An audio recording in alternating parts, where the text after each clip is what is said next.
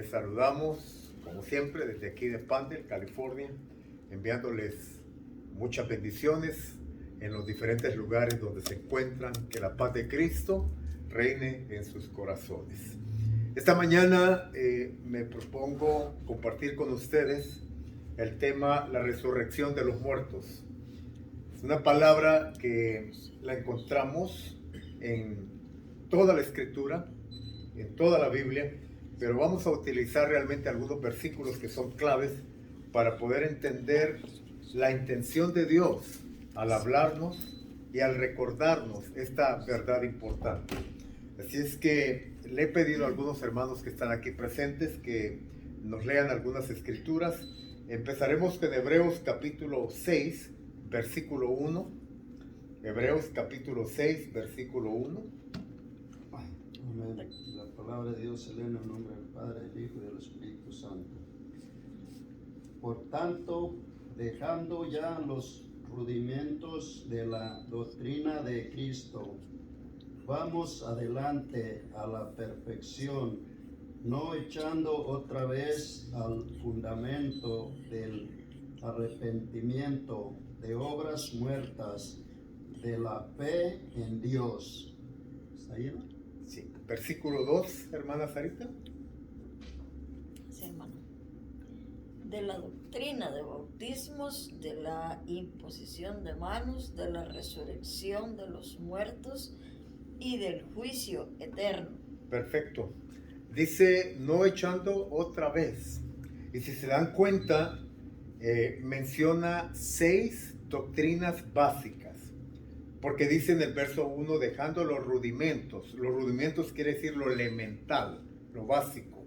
Dejando lo elemental de la doctrina de Cristo, vamos adelante a la perfección.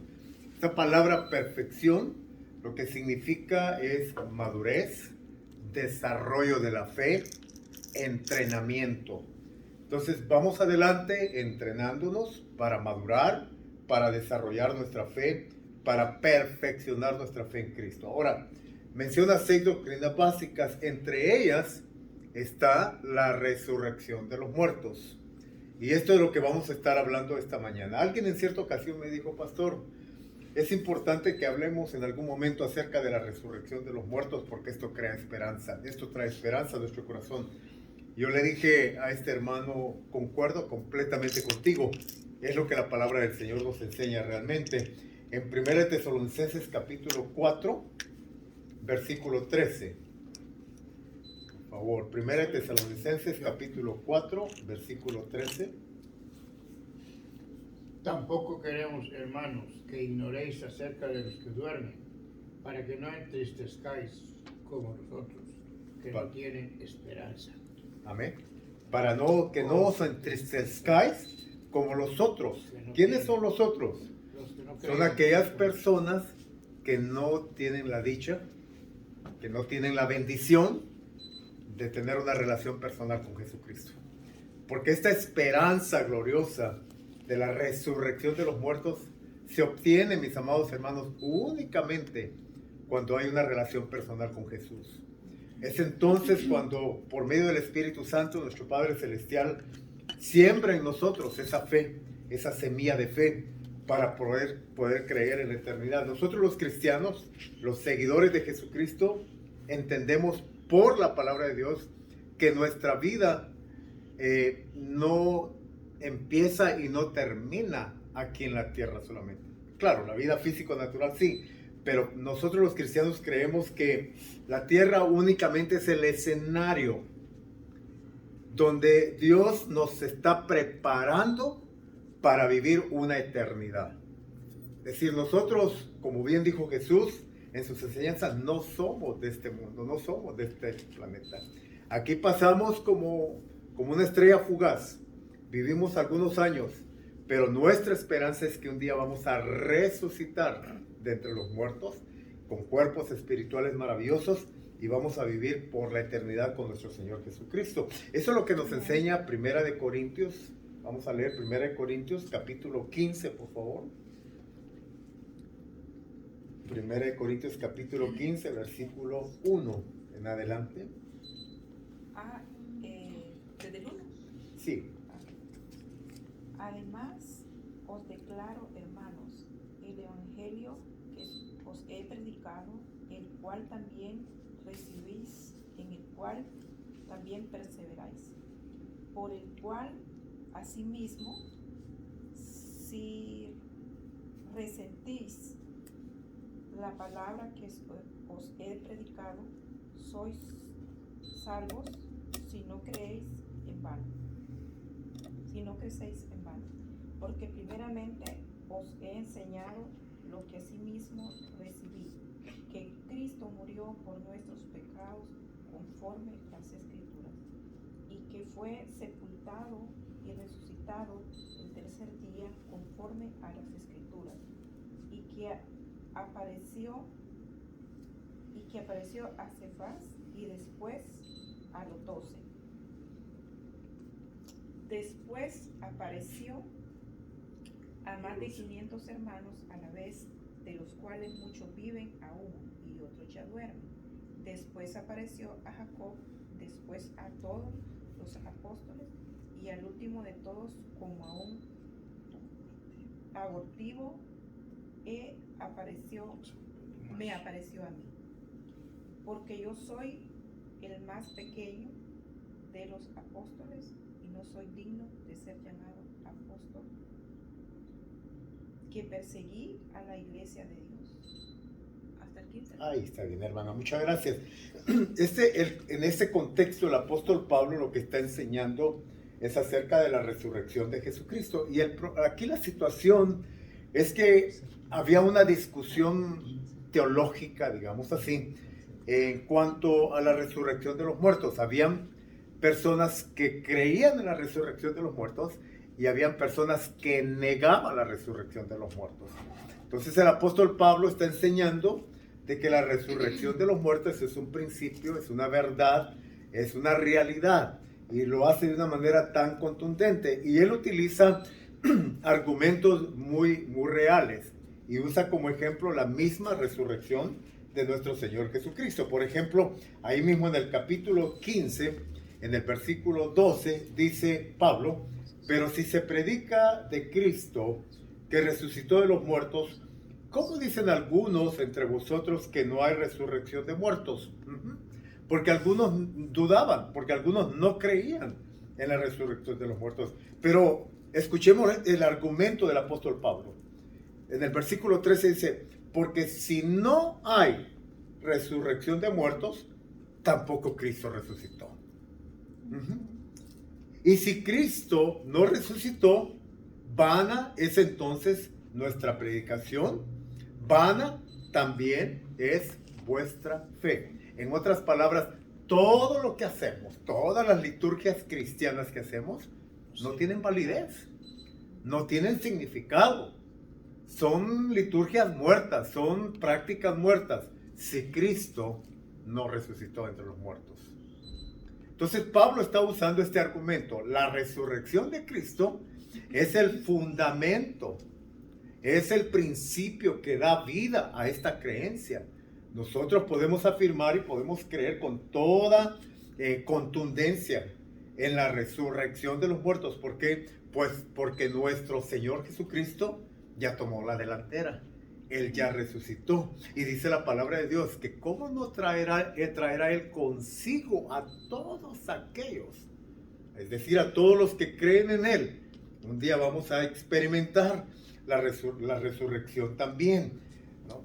Ahora, esta palabra resurrección significa levantamiento, significa levantarse. En su forma verbal significa levantar, despertar del dormir o despertar de la misma muerte. Nosotros hay que recordar que como discípulos de Jesús no solamente vivimos por tiempo o por un tiempo, sino somos seres destinados para una eternidad. Somos seres eternos. Tenemos vida eterna. Jesús vivió con la cruz en primer plano y la eternidad en el fondo. Nosotros hemos de seguir a Jesús en esto. El evangelista George, o el pastor George Whitefield dijo: ojalá trabajare por la eternidad. orare por la eternidad, predicare por la eternidad. Quiero solo a Dios. O sea, en la mente del cristiano debe de estar la eternidad. Esto nos ayuda también a desprendernos un poquito, permítanme hacer un paréntesis y despegarme del tema. Esto nos ayuda a entender un poco también o a poder digerir un poco más lo que es la vida natural, porque somos seres tan apegados a lo terrenal, somos personas tan apegadas a lo de esta tierra que pensamos que todo se lleva a cabo en esta tierra. Y muchos cristianos, tristemente, viven la vida enfocados, empeñados en la tierra únicamente.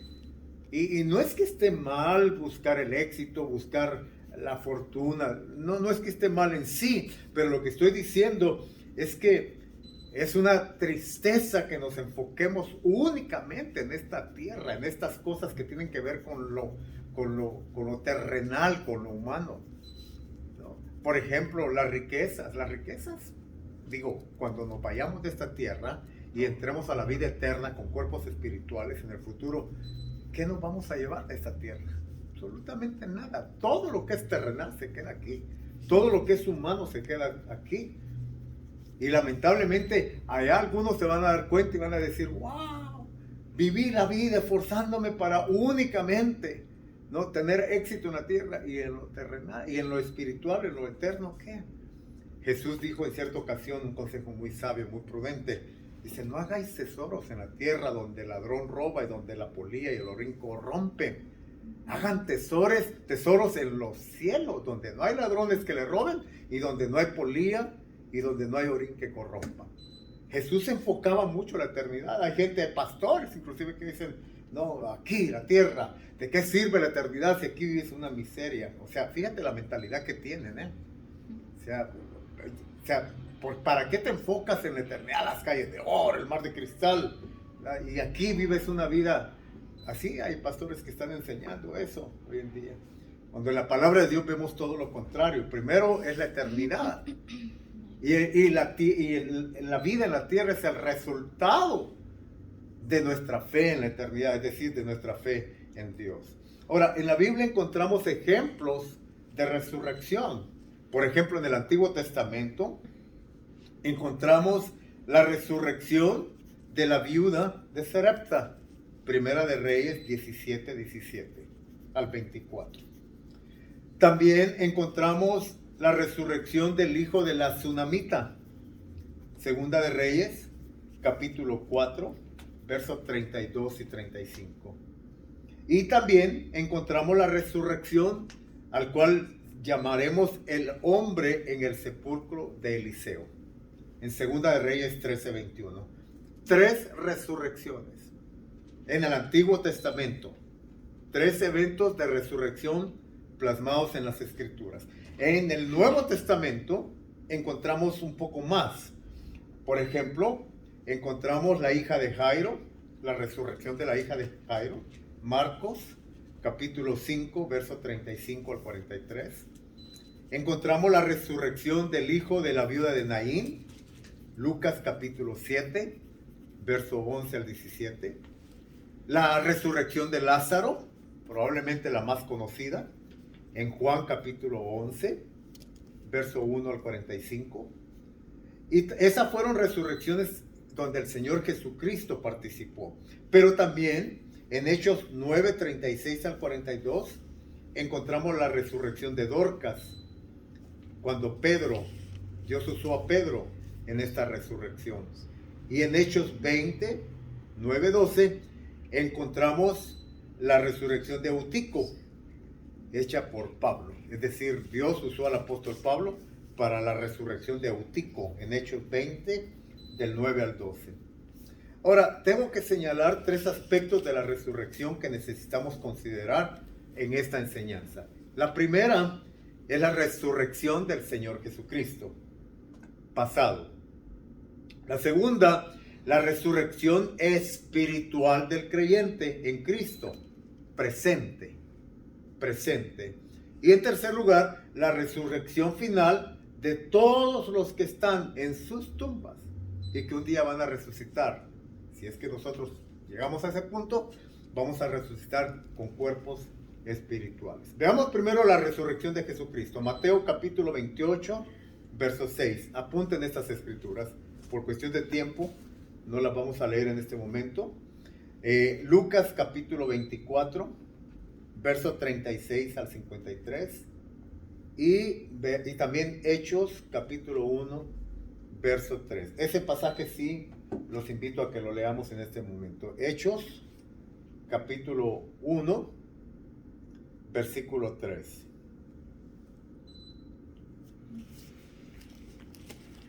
Dice, a quienes también después de haber padecido se presentó vivo con muchas pruebas indubitables, apareciéndoseles durante 40 días y hablándoles acerca del reino de Dios. Nuestro Señor Jesucristo, después de su resurrección al tercer día de entre los muertos, Él llevó a cabo un ministerio antes de ascender al cielo. Él estuvo por 40 días aquí en la tierra, haciendo algunas labores ministeriales, digamos así. Se les apareció a muchos. Las primeras que lo vieron fueron las mujeres que llegaron a la tumba. Marta. Posteriormente se le apareció también a dos que iban rumbo a una ciudad llamada Emaús, discípulos del Señor. Se le pareció a Pedro, se le pareció también a Tomás, el que no creía, Tomás, el incrédulo. Y es más, Tomás tuvo la oportunidad, invitado por Jesús, de meter su dedo en su costado. En otras palabras, para que Tomás dejara de dudar, Jesús le dijo, ¿qué? ¿No me crees? Pues mira, soy yo, mete tu dedo en mi costado, para que veas la realidad de esto. Esto no es un cuento, esto no es una leyenda, esto es una realidad, la resurrección. Y en el verso 3, capítulo 1 de Hechos, dice que también después de haber padecido se presentó vivo. Y lo que me gusta es que dice con muchas pruebas indubitables, o sea, pruebas que no se pueden negar, pruebas que no podemos argumentar, o sea, por más duda que haya, es una realidad. La resurrección de nuestro Señor Jesucristo es una realidad. Ahora, ¿qué es lo que la Biblia nos declara en cuanto a la resurrección de Jesús? Primero, que Jesucristo es supremo sobre toda cosa creada. Amén. Jesucristo es supremo sobre toda cosa creada. Rey de reyes, Señor de señores. En segundo lugar, Hechos 17:31 nos enseña que el juicio futuro es asegurado por la resurrección de Jesucristo de entre los muertos. Por cierto, vamos a estar hablando acerca de esta verdad también del juicio futuro o del juicio eterno. Tercero, nos afirma la palabra de Dios que Jesucristo es el Hijo de Dios. Romanos 1:4. Número 4, por la resurrección de Jesucristo entre los muertos, los creyentes somos justificados. Romanos 4:25. Número 5, la resurrección de Cristo le da una muerte rotunda. Es decir, Jesús derrota la muerte es derrotada. Romanos 6, 8 y 9. ¿Sí? Hay un sacerdocio o un sacerdote en el reino de Dios. Ahora Jesucristo es nuestro sumo sacerdote, intercede por nosotros día y noche. Si nosotros pudiéramos valorar y apreciar el ministerio sacerdotal del Jesucristo resucitado, hermanos. La Biblia dice que Él es nuestro abogado, Él es nuestro intercesor. Él está intercediendo día y noche por nosotros. Séptimo, hay un sacerdote, bueno, eso ya en el trono de Dios. Y octavo, un nuevo nacimiento para una nueva esperanza de vida para nosotros los creyentes. 1 Pedro 1:3. Ahora, la enseñanza de la resurrección espiritual del creyente es presente. Los creyentes en Cristo, un día vamos a resucitar con cuerpos espirituales, pero en el presente ya hemos sido resucitados con Cristo Jesús para una nueva vida. Nosotros tenemos dos naturalezas, la adámica y la espiritual, la naturaleza de Cristo. Y el apóstol Pablo nos invita en el libro de Gálatas a morir a nuestra naturaleza carnal, adámica, y a vivir en la naturaleza espiritual. Esa se llama la resurrección espiritual del creyente en Cristo.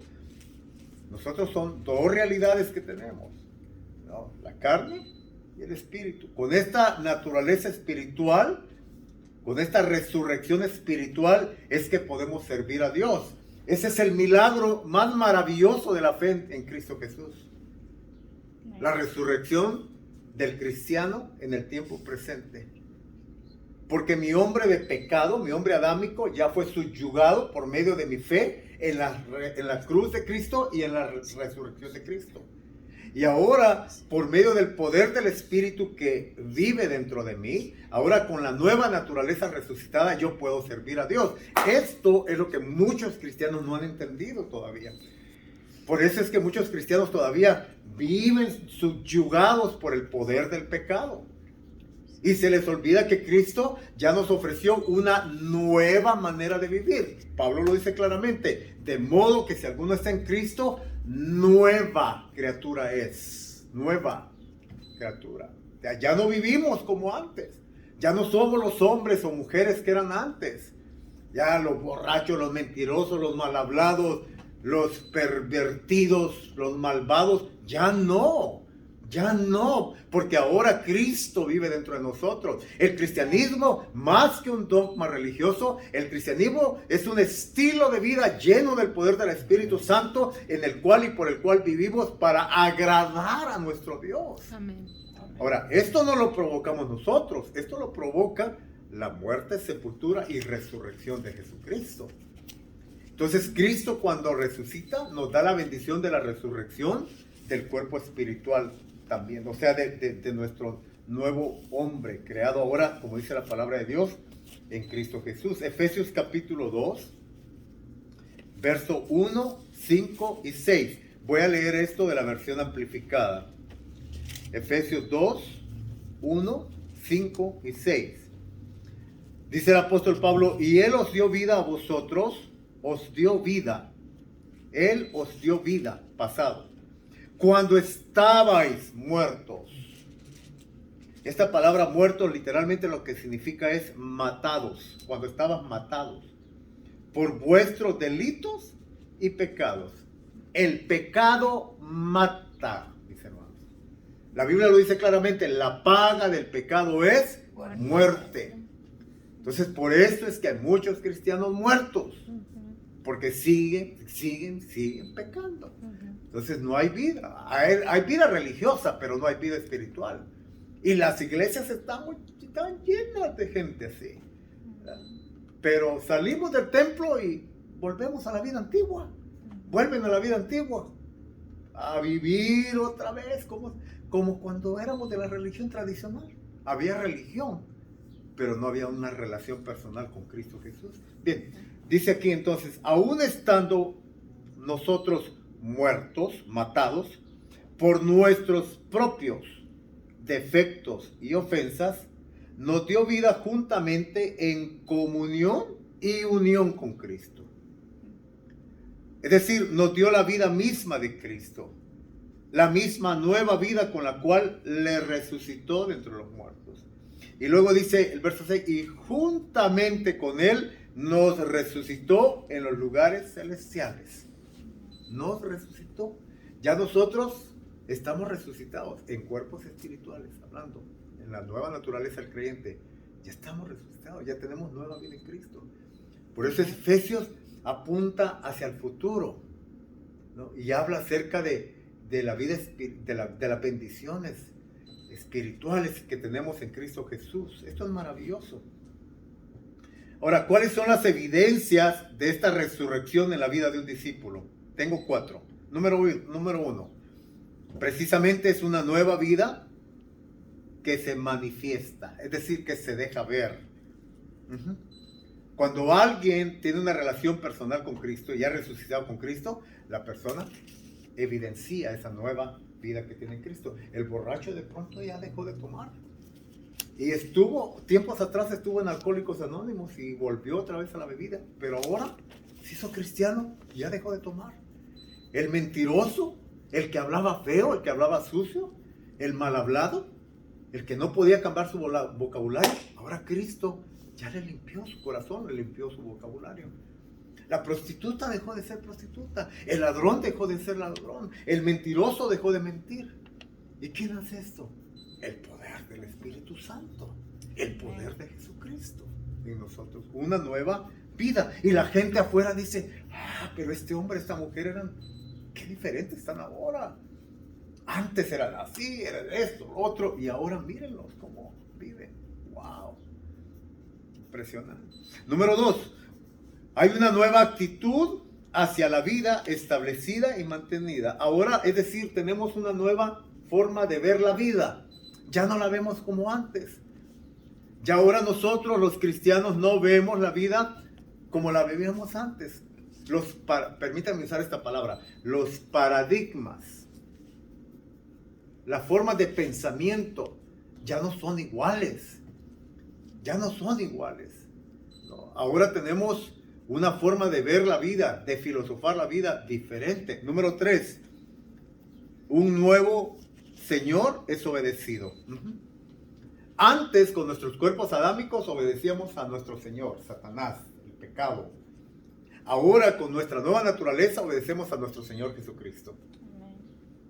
¿Por qué? Porque la palabra de Dios dice que somos trasladados, o sea, movidos de un reino de tinieblas a un reino de luz, de un reino de esclavitud a un reino de libertad en el Hijo de Dios. Número 4, ahora tenemos un propósito de vida. Es decir, adoptamos, por medio de la fe en Cristo, adoptamos un propósito de vida. Ahora sí sé por qué estoy en esta tierra. Antes yo no lo sabía. Antes yo pensaba que lo más importante en la vida era tener una casa bonita, un carro del año, tener mucho dinero en el banco. Y ese era mi propósito de vida. Ser feliz, porque pensaba que lo material me hacía feliz. Ahora no. Ahora todas esas son añadiduras. Y si las tengo, gloria a Dios, qué bueno. Felicidades si las puedes disfrutar, pero las vas a disfrutar mejor. Ahora que sí tienes un propósito de vida en Cristo. Ahora que te das cuenta que lo material ya no es lo más importante, sino lo espiritual. Porque el poder de Dios te ha aclarado la mente. Y ahora lo que tienes, lo disfrutas. Disfrutas a tu esposa, a tu esposo, disfrutas a tus hijos. Disfruta los momentos placenteros que el Señor te permite tener. ¿Por qué? Porque ahora sí tienes un propósito de vida que ha sido aclarado en tu mente, en tu corazón. Ahora, ¿cuándo ha de tener lugar la futura resurrección entonces? Ya no la resurrección presente, sino la resurrección en el cuerpo espiritual, porque hablamos de la resurrección futura, ¿verdad? En el cuerpo espiritual. Bueno, según la palabra de Dios, en el día postrero. ¿Qué es el día postrero? El mañana. El mañana. ¿Cuándo? No lo sabemos. Mañana. ¿No? Juan capítulo 6, verso 39 al 54. Juan 11, 23 habla de la resurrección del día postrero. Pero también el apóstol Pablo, en 1 Corintios 15, 20, habla de la resurrección en su venida. Y en 1 Corintios 15, 51, dice el apóstol Pablo a la final trompeta. Es decir,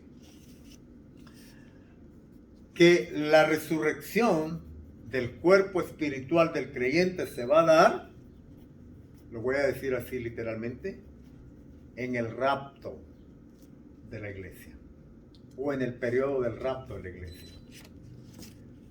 Es más, si el rapto sucediera en este instante, antes del rapto, los muertos, los que están durmiendo en Cristo, nuestros antepasados que se fueron con el Señor, ya escucharon la final trompeta y ya se levantaron.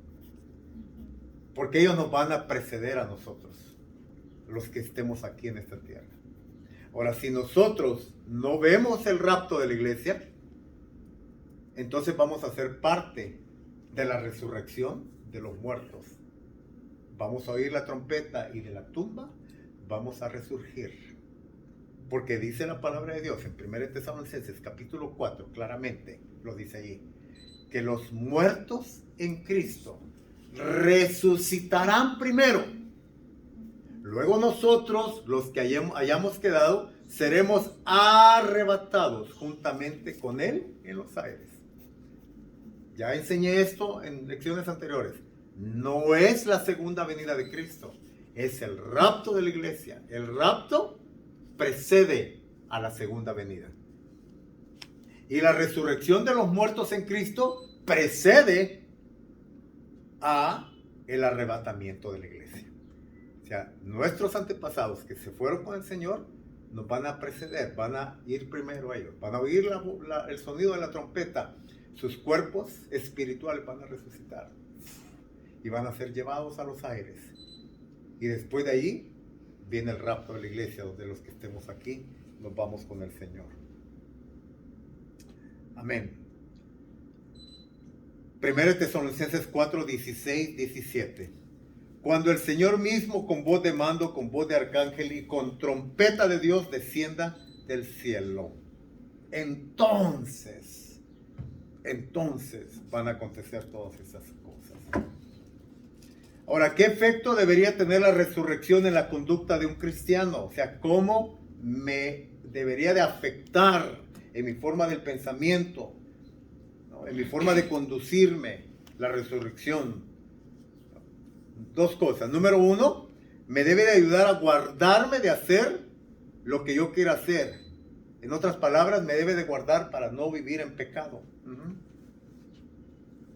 Para no estar dando mi cuerpo al pecado. Mi mente renovada por la palabra debería de alertarme. Debería de mantenerme en una conducta de vida agradable delante de los ojos de Dios. Segundo, me debe de ayudar a comprometerme, a estar más comprometido, más firme y con un deseo arduo en mi corazón de trabajar para el Señor en su obra. Ojo, la obra del Señor no es lo más importante. El Señor es lo más importante. Amén. Y yo no puedo dedicar más tiempo a la obra que al Señor de la obra. Sí. Pero es importante entender que el Señor me quiere ocupado en su reino. Ahora, muchos cristianos están ocupados en todas cosas, menos en la obra del Señor. ¿Y saben por qué? Porque tampoco están ocupados en la relación con el Señor. Tristemente. Entonces, como no están ocupados en el Señor, tampoco están ocupados en la obra del Señor. Entonces, en las iglesias, ¿sabían ustedes que las iglesias son sostenidas únicamente por un 10% de la membresía? En todos los aspectos. Económicamente, 10% son los que ofrendan. En el área ministerial, ¿quiénes son los que siempre están haciendo cosas? Ese 10%.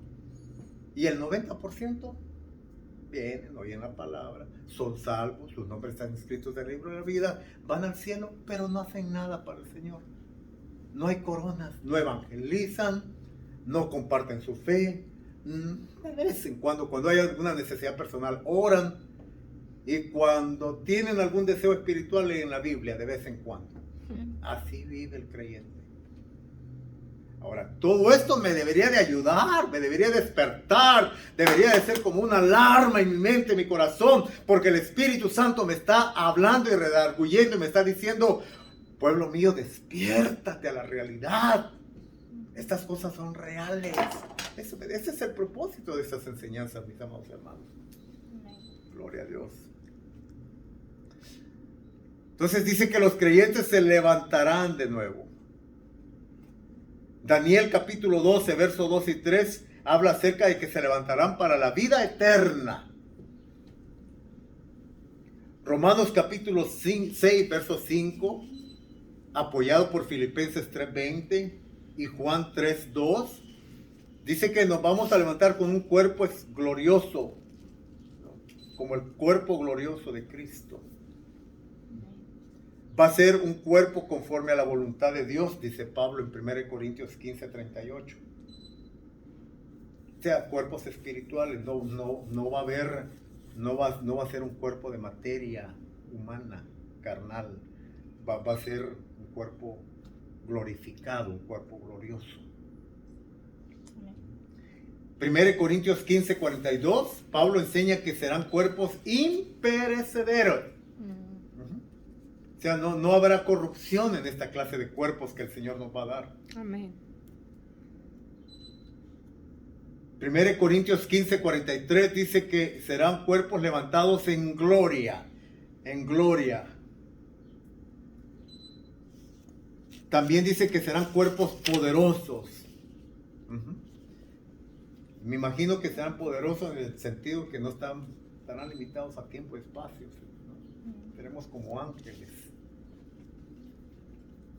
1 Corintios 15:44 dice que serán cuerpos espirituales. Sí.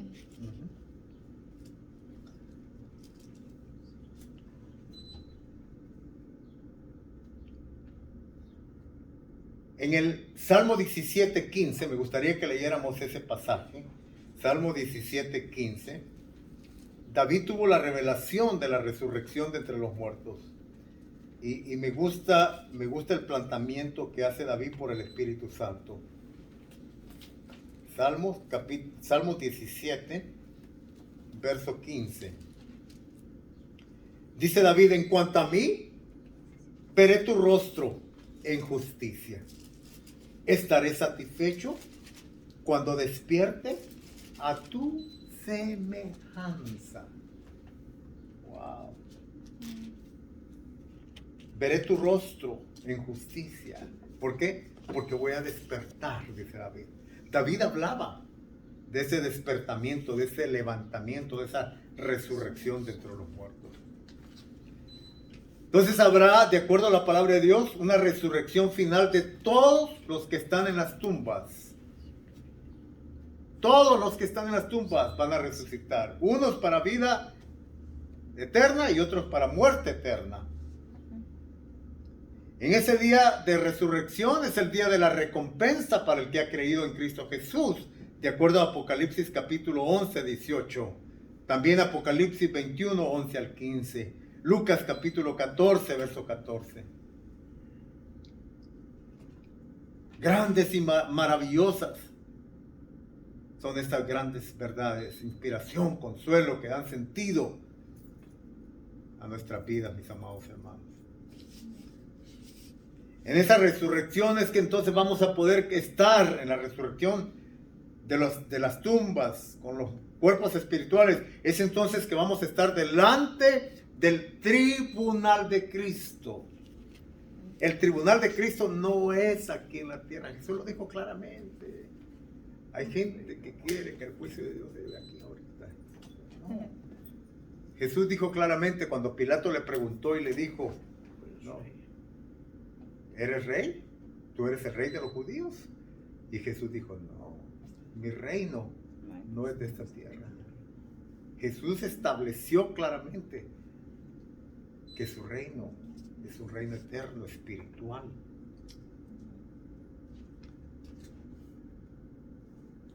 El tribunal de Cristo es muy importante que lo entendamos por la palabra de Dios. Y hay razones para esta enseñanza. Yo tengo aquí algunas de ellas, voy a mencionarles nada más. Tengo varias, pero voy a mencionar unas 4 o 5 nada más. Para trabajar, porque el Señor recompensa a todos según su conducta y como merecen sus hechos, según Jeremías 32, 19. Un día vamos a tener recompensas delante del tribunal de Cristo. Segundo, para trabajar en el poder del Espíritu Santo. No deberíamos hacer ninguna obra muerta, mis amados hermanos, sino hacer todo con fe hacia Dios, energetizados por el poder del Espíritu Santo. No es nuestra carne, es por obras, no es por fuerza humana, es por el poder del Espíritu Santo. Tercero, para parar de juzgar a los demás. Romanos 14, 10 al 13. Cuarto, para trabajar en el temor de Dios. Es decir, todo lo que emprendemos, todo lo que hacemos, tenemos que hacer con una actitud de reverencia delante de Dios, con un respeto, con un temor. Aún, hermanos, aquellas cosas que aparentemente son insignificantes, las cosas que hacemos aquí dentro de estas cuatro paredes, deben de hacerse con temor y con reverencia a Dios. No para el ojo del hombre, no para el ojo del pastor, que el pastor me vea cómo sirvo. El pastor no te puede recompensar. ¿De quién viene la recompensa? ¿Dónde vas a agarrar tu aprobación de lo que hiciste, fue bueno o malo? Cuando estés delante del tribunal de Cristo. Amén. Colosenses 3:23 enseña que nuestro servicio sea hecho sinceramente y con un motivo correcto. Cuando hacemos algo para el Señor, tenemos que hacerlo con el corazón, con la actitud correcta. También hay que recordar que esta doctrina de la resurrección corrige algunas doctrinas erróneas. Por ejemplo, 3 tengo aquí ejemplos. Todo lo que importa, dicen algunos, es que seamos salvos y que vayamos al cielo. Qué triste. Si solamente tienes esa mentalidad, qué triste. Porque acuérdate que no somos salvos por obras. Las obras no es que sean malas, pero no somos salvos por obras. Somos salvos por la fe en Cristo para hacer buenas obras. Otra doctrina equivocada es que todos seremos iguales en el cielo. No. Hay gente que va a agarrar galardones y a lo mejor tú y yo no, porque no trabajamos como deberíamos de trabajar. En un sentido lo seremos, pero no solo habrá recompensa, sino también una pérdida de recompensa.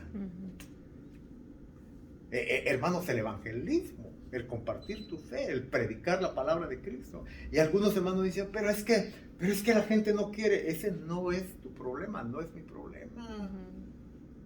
Prediquemos. Así es. ¿Sabes lo que dice el mandamiento de Mateo 28?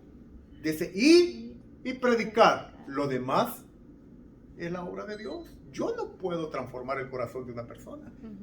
Dios no me ha llamado a cambiar corazón, yo no lo puedo hacer. ¿Quién cambia el corazón del hombre? El Espíritu Santo. Pero Dios sí me ha llamado a predicar y a anunciar el Evangelio del Reino y a anunciar las buenas nuevas. Ahora, la gente es responsable de oír o no oír. Jesús enseñaba cosas como estas. Cuando entres en una ciudad, predica el Evangelio del Reino. Si te oyen, gloria a Dios, qué bueno. Y si no te quieren oír, te menosprecian, sacúdete y sigue caminando y sigue predicando. Y no te pongas a llorar, no, nadie quiere oír de Dios, nadie. No, tú haz y yo tengo que hacer lo que Dios nos manda hacer, es predicar. La conversión la hace Cristo por medio del poder del Espíritu Santo. Y tercero, puedes vivir como quieras y quedar sin castigo, dicen algunos. ¿Por qué? Dicen porque la gracia es gratis. Tengo noticias. La gracia es gratis, pero no es barata. Así es. Pero no es barata. Amén. Cuidado con ese concepto de la gracia. Mis amados hermanos, debemos de rendir cuentas por las cosas hechas al cuerpo. Y fíjense que es individual esta cuestión. Es decir, esto significa que no existe el señalar con el dedo. La responsabilidad está en nuestras manos y no podemos culpar a los demás y ni siquiera a las circunstancias. Yo soy responsable de mis propios actos. Un día vamos a estar ante Cristo, el juez, el rey, el que de verdad juzga. Dice la palabra que Él juzgará solo en amor y también va a juzgar sin parcialidad. ¿Por qué? Porque su memoria es perfecta. Por tanto, más vale que nos renunciemos a toda hipocresía ahora y no hagamos abstención, porque entonces solo habrá honestidad. Así que seremos juzgados de lo que hayamos hecho en el cuerpo, lo que hayamos permitido a nuestros ojos mirar, a nuestros oídos oír, escuchar, a nuestro corazón amar u odiar, a nuestra mente creer, a nuestros labios decir, a nuestras manos tocar, a nuestros pies llevar. Hay un canto que cantan en las escuelas dominicales. Cuidado tus ojitos, lo que ven, cuidado tus oídos, ¿verdad? Porque Dios atento está. Y esa es una gran verdad.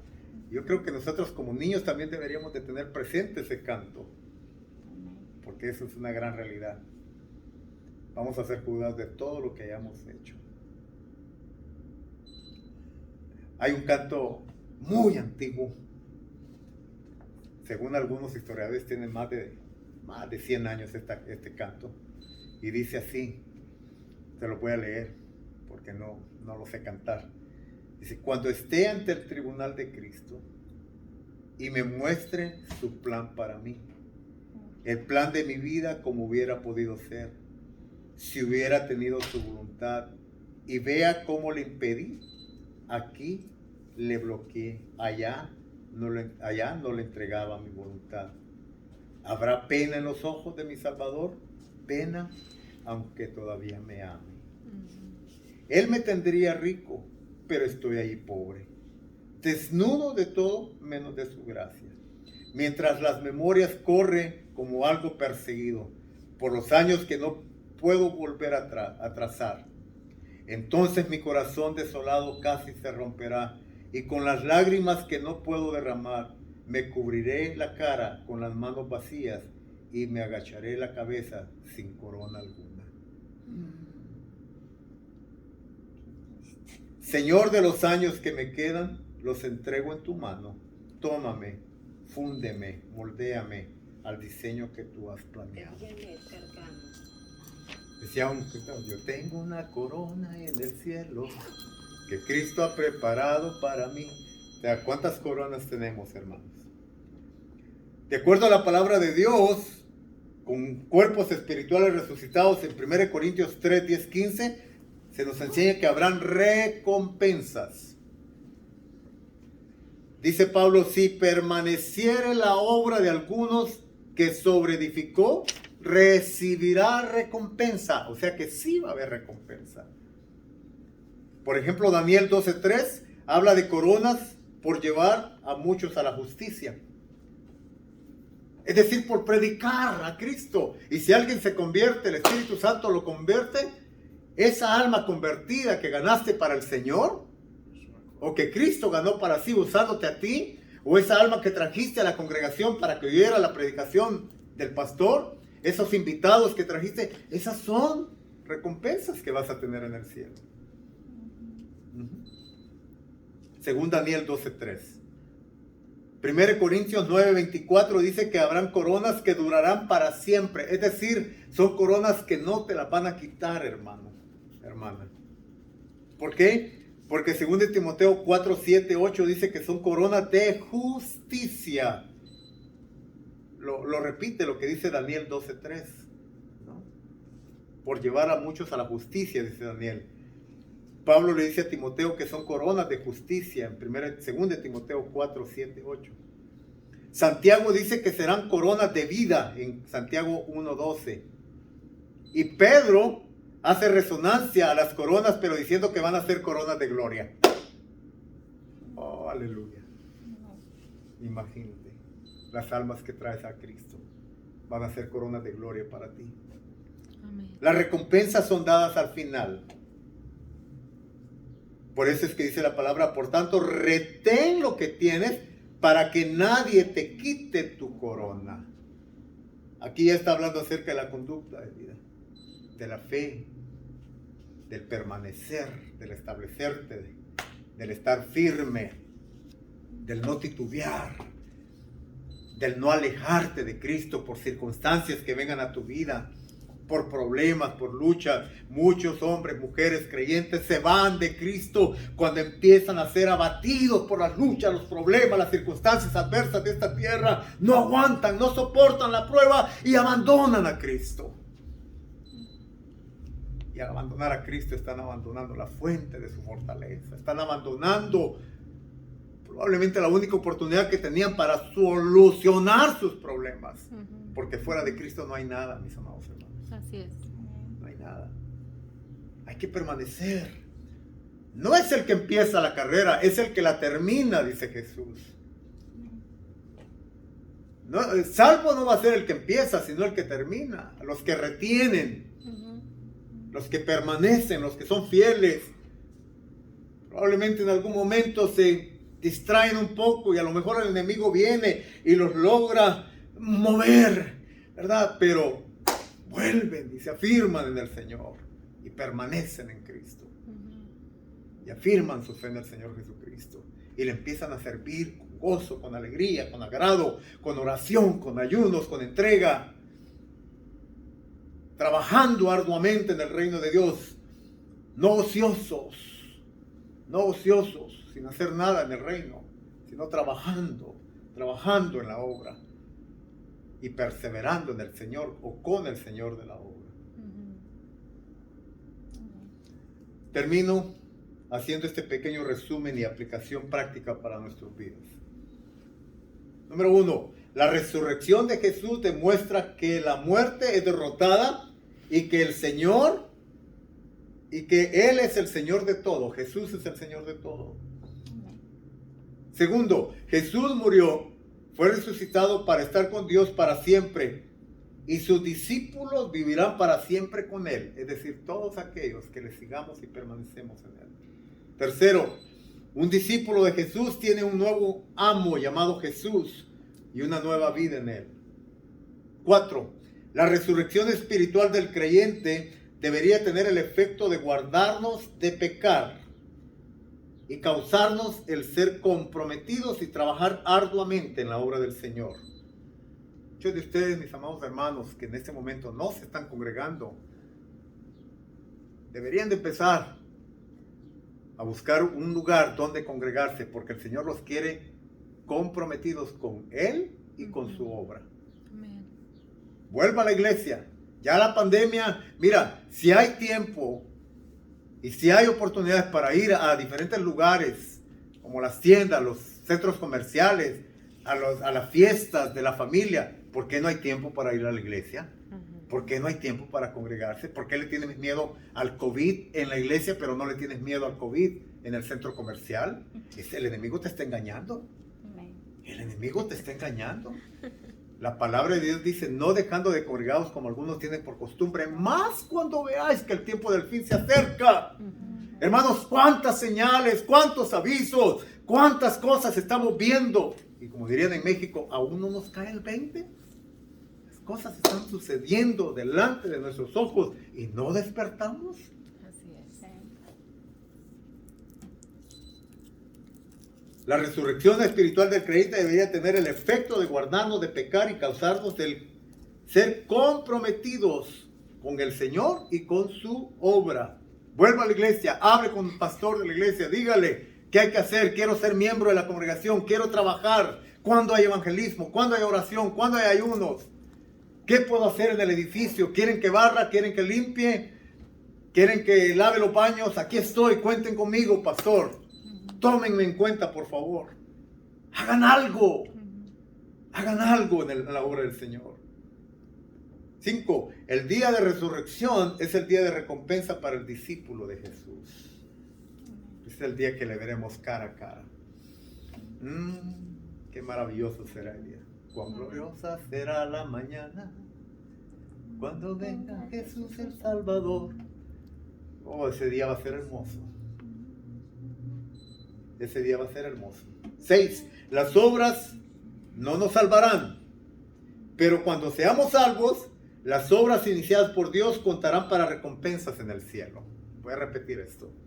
Las obras no nos salvarán, no nos salvan, pero cuando somos salvos por medio de la fe en Cristo, entonces las obras iniciadas por Dios contarán para recompensas allá en el cielo para nosotros. Amén.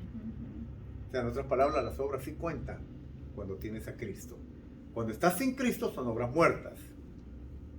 Son como trapos de inmundicia, dice el profeta. Pero en Cristo tus obras tienen un alto valor delante de los ojos de Dios. Y por último, número 7, somos personalmente responsables ante Jesucristo el juez por lo que hayamos hecho acá en el cuerpo, incluso aquellas cosas secretas. Y no podemos culpar a nadie, Oh, mi esposa tuvo la culpa. Oh, mi esposo tuvo, mis hijos tuvieron la culpa. El pastor tuvo la culpa. Los diáconos, los ancianos tuvieron la culpa. No. Cada uno de nosotros somos responsables de lo que hacemos en esta tierra. Cada uno de nosotros somos responsables por nuestros hechos, por nuestra conducta, por lo que decimos, por lo que vemos, por lo que oímos. Somos responsables. Y Dios un día nos va a juzgar por todo. Que Dios les bendiga. Tengan una semana bendecida en Cristo. Y como siempre, que la paz del Señor reine en sus corazones. Amén.